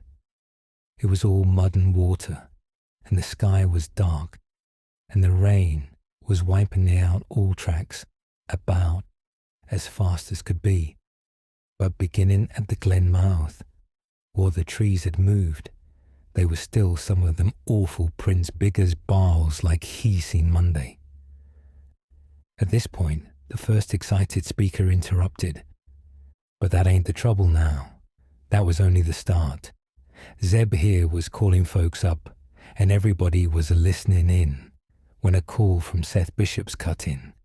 His housekeeper, Sally, was carrying on fit to kill. She'd just seed the trees a-bending beside the rud, and says there was a kind of mushy sound, like a elephant puffing and treading, a-heading for the hoose. Then she up and spoke sudden of a fearful smell, and says her boy Chancey was a-screaming as how it was just like what he smelt up to the Whately ruins Monday morning. And the dogs was all barking and whining awful. And then she let out a terrible yell, and says the shed down the rud had just caved in like the storm he'd blowed it over, only the wind went strong enough to do that. Everybody was a-listening, and we could hear lots of folks on the wire a-gasping. All to one Sally she yelled again, and says the front yard picket fence he'd just crumbled up, though they warn't no sign of what done it.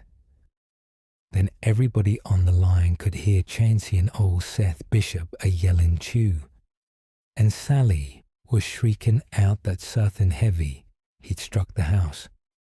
Not lightning nor nothing, but sudden heavy agin the front, that kept a-launching itself again and again, though you couldn't see nothing out the front windows.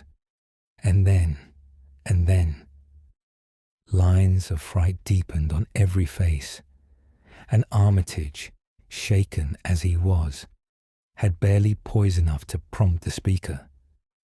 And then, Sally, she yelled out, "Oh, help!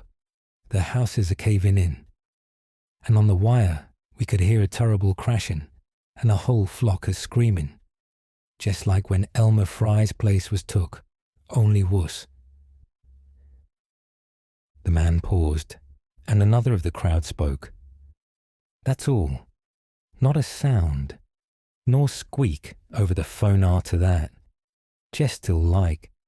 We that heard it got out Fords and wagons and rounded up as many able-bodied men folks as we could get at Corey's place, and come up here to see what you thought best to do.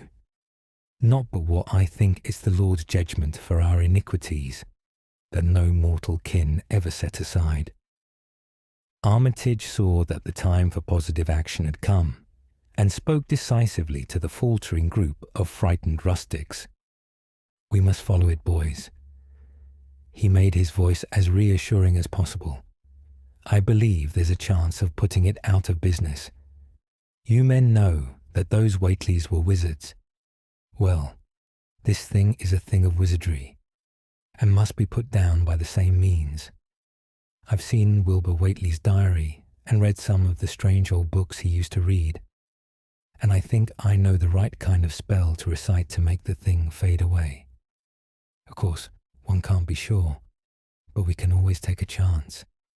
It's invisible. I knew it would be. But there's a powder in this long-distance sprayer that might make it show up for a second. Later on, we'll try it. It's a frightful thing to have alive, but it isn't as bad as what Wilbur would have let in if he'd lived longer. You'll never know what the world has escaped. Now we've only this one thing to fight, and it can't multiply. It can, though, do a lot of harm. So we mustn't hesitate to rid the community of it. We must follow it, and the way to begin is to go to the place that has just been wrecked. Let somebody lead the way. I don't know your roads very well, but I have an idea there might be a shorter cut across lots. How about it?" The men shuffled about a moment, and then Earl Sawyer spoke softly, pointing with a grimy finger through the steadily lessening rain.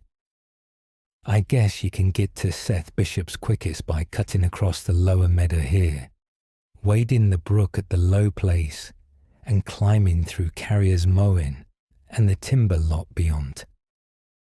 That comes out on the upper road of mighty nigh Seth's, a little t'other side." Armitage, with Rice and Morgan, started to walk in the direction indicated, and most of the natives followed slowly. The sky was growing lighter, and there were signs that the storm had worn itself away. When Armitage inadvertently took a wrong direction, Joe Osborne warned him and walked ahead to show the right one. Courage and confidence were mounting, though the twilight of the almost perpendicular wooded hill, which lay toward the end of their short cut, and among whose fantastic ancient trees they had to scramble as if up a ladder, put these qualities to a severe test. At length they emerged on a muddy road to find the sun coming out.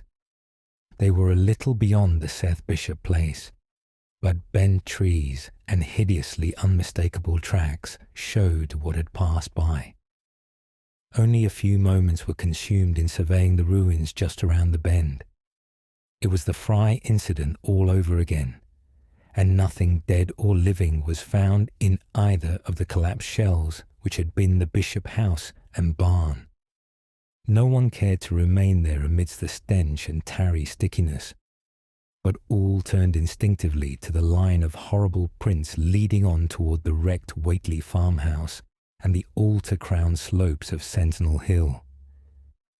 As the men passed the site of Wilbur Whately's abode, they shuddered visibly and seemed again to mix hesitancy with their zeal.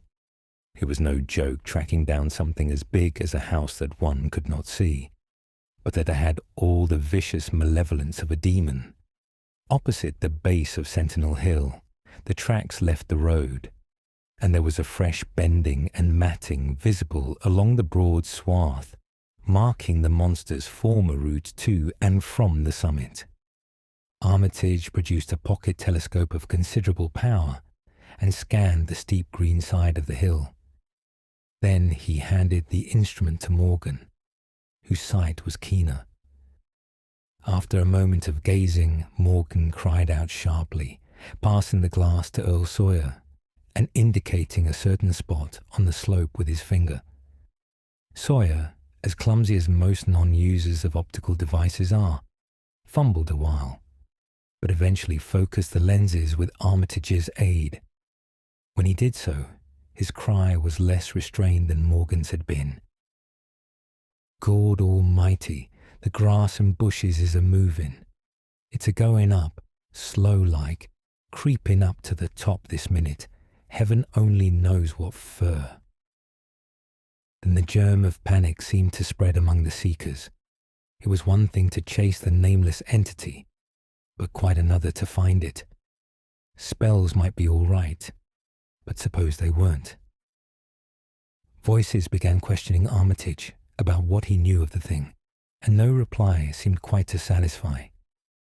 Everyone seemed to feel himself in close proximity to phases of nature and of being utterly forbidden, and wholly outside the sane experience of mankind. But in the end, the three men from Arkham, old, white-bearded Dr. Armitage, stocky, iron-grey Professor Rice, and lean, youngish Dr. Morgan, ascended the mountain alone. After much patient instruction regarding its focusing and use, they left the telescope with the frightened group that remained in the road, and as they climbed, they were watched closely by those among whom the glass was passed around. It was hard going, and Armitage had to be helped more than once. High above the toiling group, The great swath trembled as its hellish maker repassed with snail-like deliberateness. Then it was obvious that the pursuers were gaining. Curtis Whately, of the undecayed branch, was holding the telescope when the Arkham party detoured radically from the swath. He told the crowd that the men were evidently trying to get to a subordinate peak, which overlooked the swath at a point considerably ahead of where the shrubbery was now bending. This indeed proved to be true, and the party was seen to gain the minor elevation only a short time after the invisible blasphemy had passed it. Then Wesley Corey, who had taken the glass, cried out that Armitage was adjusting the sprayer which Rice held, and that something must be about to happen. The crowd stirred uneasily, recalling that this sprayer was expected to give the unseen horror a moment of visibility. 2 or 3 men shut their eyes, but Curtis Whately snatched back the telescope and strained his vision to the utmost. He saw that Rice, from the party's point of vantage above and behind the entity, had an excellent chance of spreading the potent powder with marvellous effect. Those without the telescope saw only an instant's flash of grey cloud, a cloud about the size of a moderately large building near the top of the mountain. Curtis, who had held the instrument, dropped it with a piercing shriek into the ankle-deep mud of the road. He reeled and would have crumpled to the ground had not 2 or 3 others seized and steadied him. All he could do was moan half inaudibly, "Oh, oh, great God! That... There was a pandemonium of questioning, and only Henry Wheeler thought to rescue the fallen telescope and wipe it clean of mud. Curtis was past all coherence, and even isolated replies were almost too much for him. Bigger in a barn, all made of squirming ropes, whole thing sorta shaped like a hen's egg, bigger in anything, with dozens of legs like hogsheads that half shut up when they step. Nothing solid about it, all like jelly, and made of separate wriggling ropes pushed close together. Great bulging eyes all over it. 10 or 20 mouths or trunks are sticking out all along the sides, big as stovepipes, and all a tossing and opening and shutting. All grey with kinda blue or purple rings, and gored in heaven, that half face on top. This final memory, whatever it was, proved too much for poor Curtis, and he collapsed completely before he could say more. Fred Farr and Will Hutchins carried him to the roadside and laid him on the damp grass. Henry Wheeler, trembling, turned the rescued telescope on the mountain to see what he might. Through the lenses were discernible 3 tiny figures, apparently running toward the summit as fast as the steep incline allowed. Only these, nothing more. Then everyone noticed a strangely unseasonable noise in the deep valley behind, and even in the underbrush of Sentinel Hill itself. It was the piping of unnumbered whippoorwills, and in their shrill chorus there seemed to lurk a note of tense and evil expectancy. Earl Sawyer now took the telescope and reported the 3 figures as standing on the topmost ridge, virtually level with the altar stone, but at a considerable distance from it. One figure, he said, seemed to be raising its hands above its head at rhythmic intervals, and as Sawyer mentioned the circumstance, the crowd seemed to hear a faint, half-musical sound from the distance, as if a loud chant were accompanying the gestures. The weird silhouette on that remote peak must have been a spectacle of infinite grotesqueness and impressiveness, but no observer was in a mood for aesthetic appreciation. "I guess he's saying the spell," whispered Wheeler as he snatched back the telescope. The whippoorwills were piping wildly, and in a singularly curious, irregular rhythm, quite unlike that of the visible ritual. Suddenly the sunshine seemed to lessen without the intervention of any discernible cloud. It was a very peculiar phenomenon, and was plainly marked by all.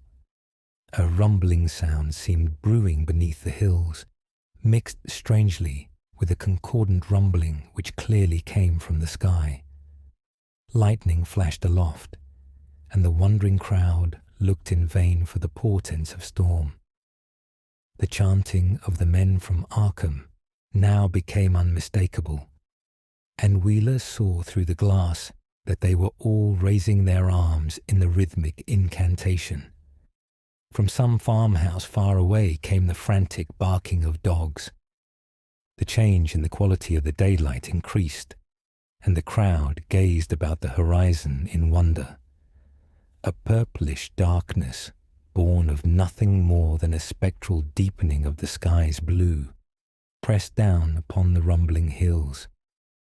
Then the lightning flashed again, somewhat brighter than before, and the crowd fancied that it had showed a certain mistiness around the altar stone on the distant height. No one, however, had been using the telescope at that instant. The whippoorwills continued their irregular pulsation, and the men of Dunwich braced themselves tensely against some imponderable menace with which the atmosphere seemed surcharged. Without warning came those deep, cracked, raucous vocal sounds, which will never leave the memory of the stricken group who heard them. Not from any human throat were they born, for the organs of man can yield no such acoustic perversions. Rather would one have said they came from the pit itself, had not their source been so unmistakably the altar stone on the peak. It is almost erroneous to call them sounds at all, since so much of their ghastly infrabass timbre spoke to dim seats of consciousness and terror far subtler than the ear.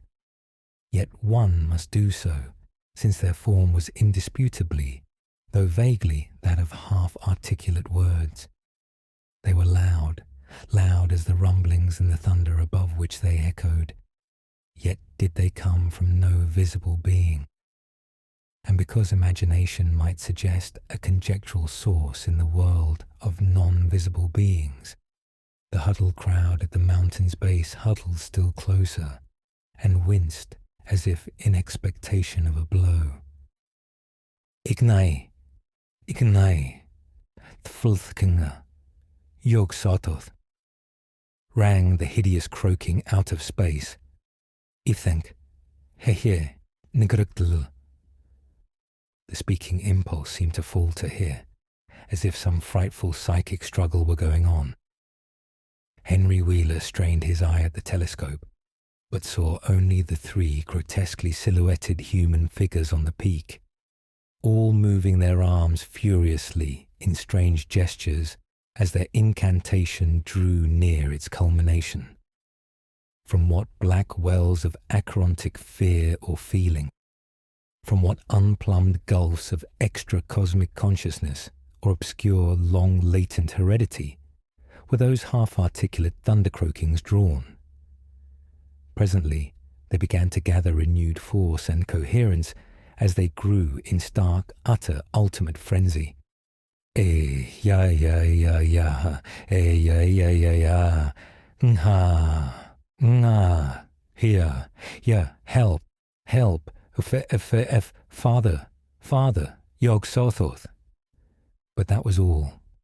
The pallid group in the road, still reeling at the indisputably English syllables that had poured thickly and thunderously down from the frantic vacancy beside that shocking altar stone, were never to hear such syllables again. Instead, they jumped violently at the terrific report which seemed to rend the hills, the deafening, cataclysmic peal, whose source, be it inner earth or sky, no hearer was ever able to place. A single lightning bolt shot from the purple zenith to the altar stone, and a great tidal wave of viewless force and indescribable stench swept down from the hill to all the countryside. Trees, grass, and underbrush were whipped into a fury, and the frightened crowd at the mountain's base, weakened by the lethal futor that seemed about to asphyxiate them, were almost hurled off their feet. Dogs howled from the distance, green grass and foliage wilted to a curious, sickly yellow-grey, and over field and forest were scattered the bodies of dead whippoorwills. The stench left quickly, but the vegetation never came right again. To this day, there is something queer and unholy about the growths on and around that fearsome hill. Curtis Whately was only just regaining consciousness when the Arkham men came slowly down the mountain in the beams of a sunlight once more brilliant and untainted. They were grave and quiet, and seemed shaken by memories and reflections even more terrible than those which had reduced the group of natives to a state of cowed quivering. In reply to a jumble of questions, they only shook their heads and reaffirmed one vital fact. "The thing has gone forever," Armitage said. "It has been split up into what it was originally made of, and can never exist again. It was an impossibility in a normal world. Only the least fraction was really matter in any sense we know. It was like its father, and most of it has gone back to him in some vague realm or dimension outside our material universe, some vague abyss out of which only the most accursed rites of human blasphemy could ever have called him for a moment on the hills." There was a brief silence, and in that pause the scattered senses of poor Curtis Whately began to knit back into a sort of continuity, so that he put his hands to his head with a moan. Memory seemed to pick itself up where it had left off, and the horror of the sight that had prostrated him burst in upon him again. Oh my God, that half-face on top of it, that face with the red eyes and crinkly albino hair, and no chin, like the Whateleys. It was an octopus, centipede, spider kind of thing, but there was a half-shaped man's face on top of it, and it looked like Wizard Whately's, only it was yards and yards across. He paused exhausted, as the whole group of natives stared in a bewilderment not quite crystallized into fresh terror. Only old Zebulon Whately, who wonderingly remembered ancient things, but who had been silent heretofore, spoke aloud. 15 year gone, he rambled. I heard old Whately say, as how some day we'd hear a child of Lavanese a-calling its father's name on the top of Sentinel Hill. But Joe Osborne interrupted him to question the Arkham men anew. What was it anyhow? And however did young Wizard Whately call it? Out of the air it come from. Armitage chose his words very carefully. It was mostly a kind of force that doesn't belong in our part of space. A kind of force that acts and grows and shapes itself by other laws than those of our sort of nature. We have no business calling in such things from outside, and only very wicked people and very wicked cults ever try to. There was some of it in Wilbur Whately himself, enough to make a devil and a precocious monster of him, and to make his passing out a pretty terrible sight. I'm going to burn his accursed diary, and if you men are wise, you'll dynamite that altar stone up there, and pull down all the rings of standing stones on the other hills. Things like that brought down the beings those Whateleys were so fond of, the beings they were going to let intangibly, to wipe out the human race and drag the earth off to some nameless place, for some nameless purpose. But as to this thing we've just sent back, the Whateleys raised it for a terrible part in the doings that were to come. It grew fast and big from the same reason that Wilbur grew fast and big, but it beat him because it had a greater share of the outsideness in it. You needn't ask how Wilbur called it out of the air. He didn't call it out. It was his twin brother, but it looked more like the father than he did. Love the story? Add this classic to your shelf. Just use the Amazon link in the description. Every purchase helps the channel, and I truly appreciate your support. Thank you for listening. Before you go, please consider treating yourself to a free audiobook on Audible. Just click the link in the description, start your free trial, and dive into thousands of classics. No strings attached. Your first book is on the house, and it helps support the channel. Happy listening.